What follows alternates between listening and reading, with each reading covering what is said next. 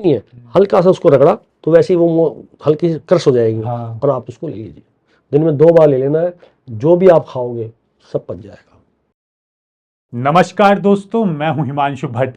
आजकल पेट की गैस की समस्या यानी ब्लोटिंग की प्रॉब्लम बहुत ज़्यादा कॉमन हो चुकी है और इसके लिए हम बहुत से तरीके अपनाते हैं और बहुत सी दवाइयां भी खाते हैं, लेकिन इसके बावजूद भी बहुत से लोगों को आराम नहीं मिल पाता है। इसलिए आज हम आयुर्वेदाचार्य डॉक्टर अशोक मिश्रा जी से जानेंगे आयुर्वेद की ऐसी 4 होम रेमेडीज यानी घरेलू नुस्खे और 3 आयुर्वेद की दवाइयां जिनका आप आसानी से इस्तेमाल करके घर पर ही पेट की गैस की समस्या से छुटकारा पा सकते हैं। सर, आपको मेरा प्रणाम और स्वागत है। नमस्कार सर। गैस के लिए होम रेमेडीज जानने से पहले आप मुझे एक कारण बताइए कि क्यों आजकल गैस की समस्या लोगों में इतनी कॉमन है और हर घर में ज्यादातर लोग पेट की गैस से परेशान है।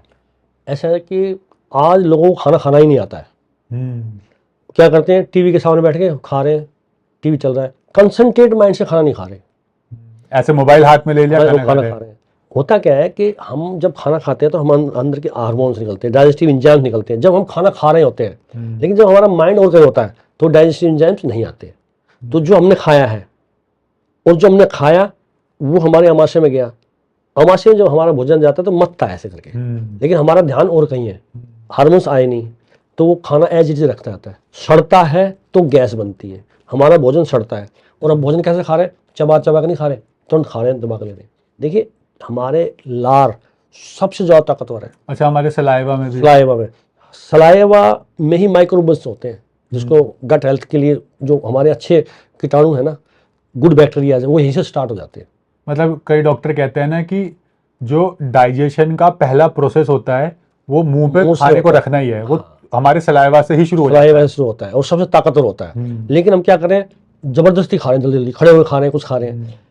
एक कारण तो यह है कि हम भजन और भोजन एकांत में नहीं कर रहे हैं। भजन और भोजन एकांत में नहीं कर रहे हैं, इसलिए ना तो भगवान का आशीर्वाद मिल पा रहा है, ना हमें अपने को अच्छी हेल्थ मिल पा रही है, क्योंकि भोजन पच नहीं पा रहा है। करना क्या होता है, जब भी आप खाना खाओ तो एकांत में खाना है और कोई भी किसी क्रम से भी माइंड में कोई दूसरी डिस्टर्बेंस नहीं होनी चाहिए, ताकि आपका कंसंट्रेट माइंड हो, आप चबा चबा खाओ, ताकि मुंह का सलाइवा आपके भोजन में पूरा मिलकर के जाएगा। जब आमाशय में जाएगा, आपकी जो कंसंट्रेशन है, आपकी जो इंद्रियां हैं, भोजन उनका फोकस उस भोजन पे होना चाहिए, उस भोजन के हर एक निवाले के स्वाद में होना चाहिए, तब ही भोजन पचेगा। अदरवाइज तो आप धोखा दे रहे हो अपने शरीर को ही। गैस बनेगी, भोजन सड़ेगा और आपको दिक्कत आएगी, पेट में ब्लोटिंग होगी, भोजन पच नहीं पाएगा। और उसका जो भी अंश होगा, जो उसका सारांश होगा, रक्त, रस, मांस, मेद, मज्जा, धातु, शुक्र भी रहे, वो बॉडी में लगेगा नहीं। जब भोजन सड़ेगा तो लगेगा नहीं। तो उससे उल्टी क्या होता है, जब भी आपका भोजन सड़ता है या पेट में गैस बनती है तो दिमाग में स्ट्रेस आता है। हाँ, पेट साफ नहीं है तो दिमाग साफ नहीं रहेगा, सड़ेगा तो पेट में दिक्कत आएगी, एसिडिटी पैदा होगी। तो हमें क्या करना होता है कि आपको जब भी भोजन करो कंसंट्रेट माइंड से करना है, चबा चबा ही करना है। देखिए, कभी भी आपने देखा होगा, आप समझते हो हार्मोन्स का कोई काम नहीं है। मान लो आपको भूख लग रही है और आपने कुछ स्वादिष्ट भोजन देखा, आपके मुंह में पानी आ गया, कहाँ से आया, जबकि आप चुपचाप बैठे हैं। हार्मोन्स ने काम किया ना। ऐसे ही हार्मोन्स जब आप खाना खाते हैं, जैसे आपको खाना खाया, पैनक्रिया भी आपकी साइलेंट एकदम से एक्शन में आ जाती है, क्यों, उसको इंसुलिन छोड़ना है कि भाई मुझे इसको इंसुलिन छोड़ना है ताकि इसकी शुगर को कैच करना है। अंदर के जो गट हेल्थ के जो अच्छी बैक्टीरिया है वो तैयार हो जाते हैं, आओ जी भोजन लाओ जी, लाओ जी लाओ। लेकिन एक तो हम कंसंट्रेट माइंड से भोजन नहीं खा रहे, दूसरा जो भोजन खा रहे हैं वो टोटली मैदा खा रहे हैं, मैदे का खा रहे हैं, अनहेल्दी खा रहे हैं। इधर हमने खाना खाया, इधर आइसक्रीम खा ली, सत्यानाश। यहाँ आग होनी चाहिए, ठंडा कर दिया आपने, ठंडा कर दिया, फिर वो सड़ेगा भोजन। आप खाना खा रहे हो, कोक पी रहे हो, नहीं सर मुझे तो आदत है कोक पीने की। अरे भाई, तो साइंस को क्यों खराब कर रहा है, आयुर्वेद को क्यों खराब कर रहा है? तेरा भोजन पचाया कैसे, तेरा ठुल निकल जाएगा, पैर बाहर आ जाएगा फिर, और भोजन पचने वाला कुछ नहीं।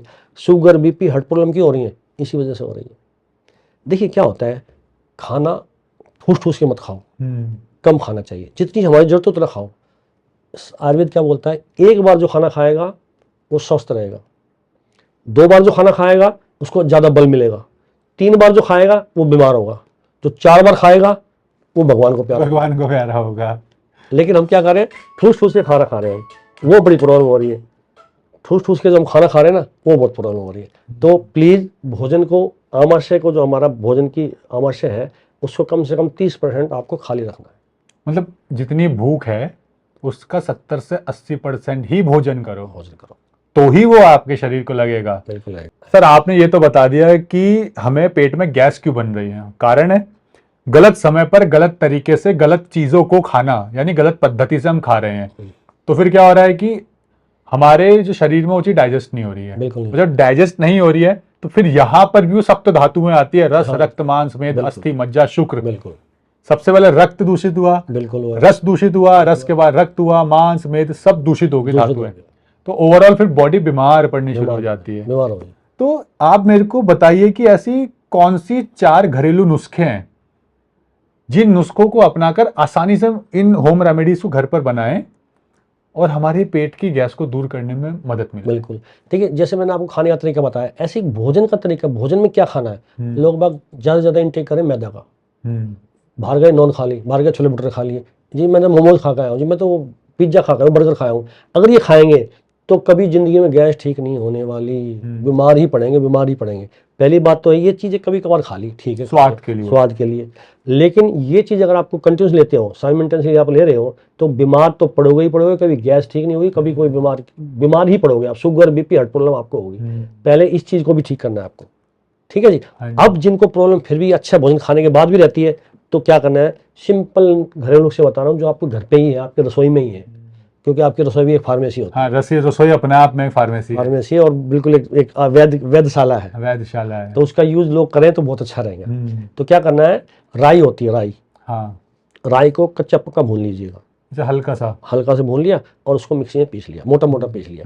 जो भी आप खाना खा रहे हैं, सब्जी खा रहे हैं, उसमें कम से कम 3 से 4 ग्राम राई को मिला लीजिए। मुझे नहीं पता आपने कौन सी सब्जी बनाई है, जो ही बनाई है। अब अगर उसको आप खाते हैं तो जो आप खा रहे हैं भोजन वो इजी डाइजेस्टिव हो जाएगा, जल्दी पचेगा, डाइजेस्टिव एंजाइम्स में पैदा हो जाएंगे।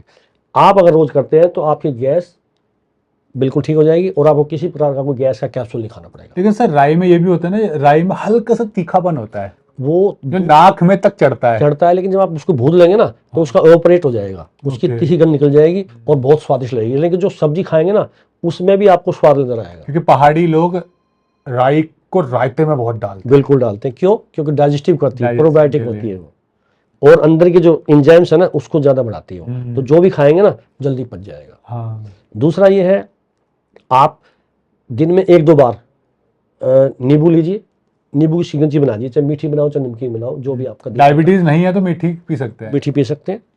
और वैसे मैं चीनी के बिल्कुल सख्त खिलाफ हूँ। हाँ। सबको कहता हूँ चीनी के बजाय गुड़ या खांड लिया, और गुड़ या खांड ले लो, तो वो मीठा ले लीजिए। और उसमें जब मीठा आप शिकंजी बनाएंगे ना तो 1/4 चम्मच मीठा सोडा डालना है। जैसे मीठा सोडा डालेंगे आप तो उसमें झाग आएंगे और वो आप पी लीजिए। मतलब 1 गिलास नींबू पानी में एक चम्मच, चाहे आधा गिलास हो, हाँ, चाहे गिलास हो, वो उसके ऊपर डिपेंड। 1/4 चम्मच बेकिंग सोडा नहीं, मीठा सोडा। तो मीठा सोडा डालना, मीठा सोडा। बेकिंग सोडा थोड़ा सा दूसरा वर्ड हो जाता है, वो सिर्फ उनमें डलता है जिनमें ईस्ट उठाया जाता है। हाँ। लेकिन मीठा सोडा लेना है, जिसको मीठा सोडा बोलते हैं। तो उससे गैस को दूर करने में डालते ही एकदम से झाग उठाएंगे उसमें।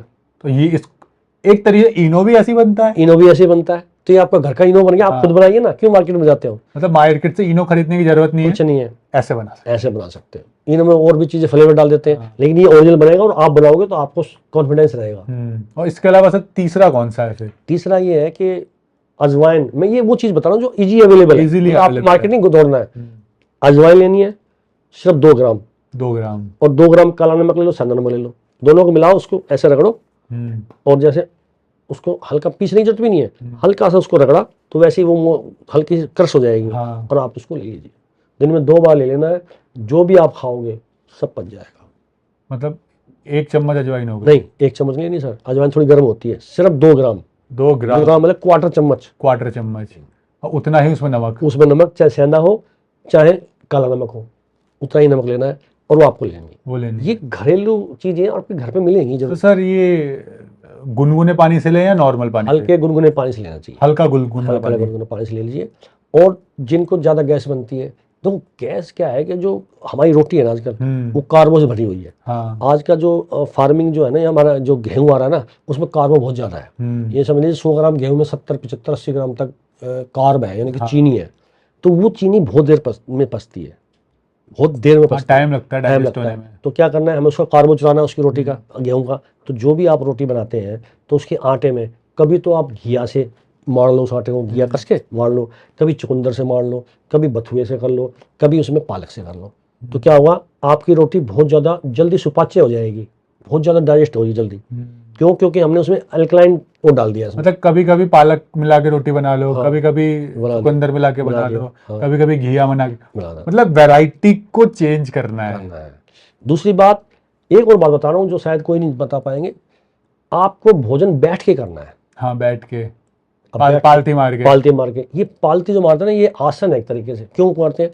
क्योंकि जब भी हमको काम करते हैं हमें ब्लड का फ्लो चाहिए होता है, ब्लड चाहिए होता है।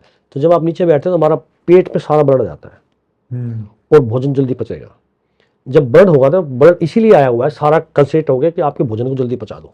अच्छा, लेकिन दिक्कत ये है आजकल ज़्यादा 30-30 साल की उम्र के लड़कों से या लड़कियों से तक घुटने मोड़ के नहीं बैठा जाता। अब यही चीज को तो हम कह रहे हैं कि अच्छा खाना खाओ, मैदा ब्रेड बिस्कुट से दूर रहो। अब हमारे तो घुटने खराब नहीं हुए। मैं कोशिश करो कि बैठ के खाना खाओ। कोशिश करो, क्योंकि आपने देखा होगा जापान में लोग तकरीबन जो उनकी डाइनिंग टेबल भी ना, वो भी बैठने वाली डाइनिंग टेबल है। हाँ, तो ये चीज छोटी छोटी चीजें जो हम कर सकते हैं और हमें करना पड़ेगा, आज नहीं तो कल करना पड़ेगा। और लेकिन एक चीज और भी बहुत जरूरी है कि आपने सोच लिया होगा कि चलो मैं खान पान सुधार लूं, मैं थोड़ी सी होम रेमेडी ले लूंगा, मेरी गैस ठीक हो जाएगी। हाँ। इसके साथ साथ व्यायाम यानी एक्सरसाइज या योग करना बहुत बिल्कुल। जरूरी है।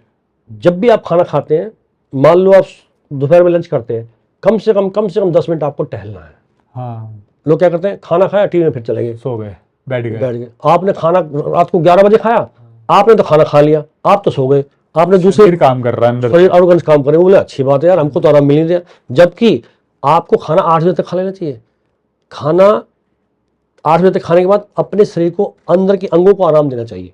यही वजह है कि घर का शुद्ध शाकाहारी भोजन, बिल्कुल प्योर खाना खाने के बाद भी बहुत से लोगों को गैस, एसिडिटी, कॉन्स्टिपेशन की समस्या है, क्योंकि पेट भर के खा तो लेते हैं। हाँ। लेकिन कोई फिजिकल वर्क नहीं है। तो ये सारी चीज का एक पूरा एक तरीके से कंपोज है, ये पूरा लेना पड़ेगा आपको, पूरा एक कम्बो है, वो यूज करना पड़ेगा आपको। तो लोग एक्सरसाइज कर सकते हैं, योगा कर सकते हैं, जो आपको पसंद हो, चाहे सुबह करो चाहे शाम को करो, जब आपको वक्त मिलता है। बिल्कुल। तो सर, ये तो काफी डिटेल हो गई होम रेमेडीज के बारे में।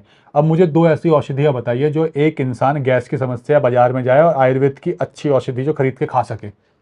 देखिए, किसी भी प्रमाणित कंपनी का आप ले लीजिए, शिवा क्षार पाचन चूर्ण आता है। शिवा क्षार पाचन चूर्ण, शिवा छोटी हड़ होती है, क्षार एक इसमें सोडा बाइकार्बोनेट होता है, मीठा सोडा होता है, सज्जी खार होता है। तो शिवा क्षार पाचन चूर्ण, जैसे इसके नाम से पता है, पाचन करने के लिए। तो किसी भी अच्छी कंपनी का लेके आधा चम्मच सुबह, आधा चम्मच शाम को ले लीजिए आप। अच्छा, गुनगुने पानी से? गुनगुने पानी से ले लीजिए, रेडीमेड मिल जाएगा। वैसे तो मैंने ये होम रेमेडीज बताई दी है। हाँ। ये मोर देन एनफ है, लेकिन फिर भी चाहे तो रेडीमेड आप ले सकते हैं। और दूसरा कौन सी है? दूसरा आप चाहें तो एक आरोग्य वर्धनी बटी आती है, टैबलेट। ये टैबलेट है, ये 2 गोली सुबह 2 गोली शाम को ले लीजिए। आरोग्य वर्धनी तो सब पहले के टाइम पे हर घर में मिलती थी। अब नहीं है ना, अवेयरनेस नहीं है ना। अब तो हम घर में अप्रोजोल, ऐसी लोग, आप समझ बात है, क्योंकि केमिस्ट बगल में ही ना, वो जाते हैं ले आते हैं। लेकिन उसके साइड इफेक्ट क्या है वो तो मैं बात नहीं कर सकता अभी। लेकिन ये होम रेमेडी जैसा कोई साइड इफेक्ट नहीं है। तो ये तो आपने बहुत अच्छी चीजें बताई है सर, कि आसानी से मिल जाएंगी। बिल्कुल आसानी से मिलेगी।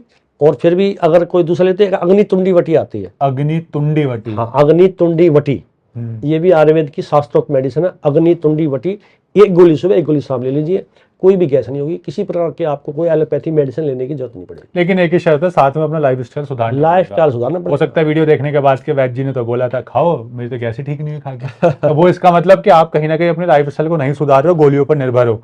तो सर, आपका बहुत बहुत धन्यवाद कि आपने गैस जैसी समस्या के बारे में हमें इतनी जानकारी दी। और आपको एक चीज और क्लियर कर दूं कि बहुत से लोग सोचेंगे प्रमाणित फार्मेसी कौन सी, कहाँ से जाके खरीदे।